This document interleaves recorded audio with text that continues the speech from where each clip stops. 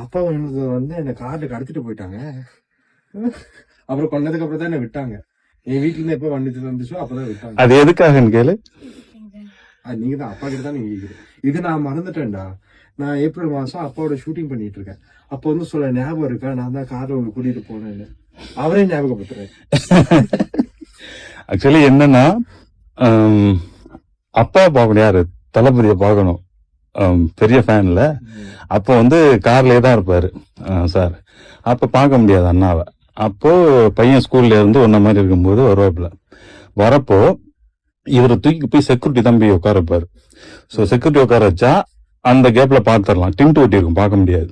So அப்ப என்ன பண்ண, செக்யூரிட்டி தள்ளிட்டு நான் தம்பியை தூக்கி தோல்ல போட்டுட்டு ஓடுவேன். அப்ப அவர் அப்படியே பிடிச்சி விடுங்க விடுங்கன்னு கத்துவாரு, பேக்கெல்லாம் பிடிச்சி எறிவாரு. தூக்கி போட்டு கார்ல உட்கார வச்சு. எனக்கு தெரியாது, யாரோ வந்து தூக்கிட்டு போட எனக்கு பயம் வருமா இல்ல, நீயே சொல்லு, பயம் வருமா? 6th படிச்சீங்க? அப்பதான் 6th 10 வயசு.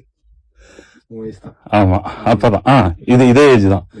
ஆமா, அப்ப அப்படியே டோர் ஓபன் பண்ணி உட்கார வச்சுட்டு, உன்னை யாராவது இந்த மாதிரி தூக்கிட்டு போனா நீங்க அழுவீங்களா இல்ல கத்துவீங்களா இல்ல? அத அப்பா கிட்ட சொல்லு. அது என்னது, கிட்னாப்பிங். சோ இப்போ வந்து எனக்கு வந்து தம்பி படத்துல நடிக்கிறதுக்கு எனக்கு ஒரு வாய்ப்பு கிடைச்சிருக்கு இல்ல, என்ன நினைக்கிற? தேங்க்ஸ் சொல்லு. எனக்கு என்ன தேங்க்ஸ் இல்ல, நம்ம ஸ்ட்ரகிள் இருக்குல்ல. தேங்க்யூ. நான் அப்பா நிறைய தீவிரம் பாத்துருக்கேன். தேங்க்ஸ். Okay, thank you.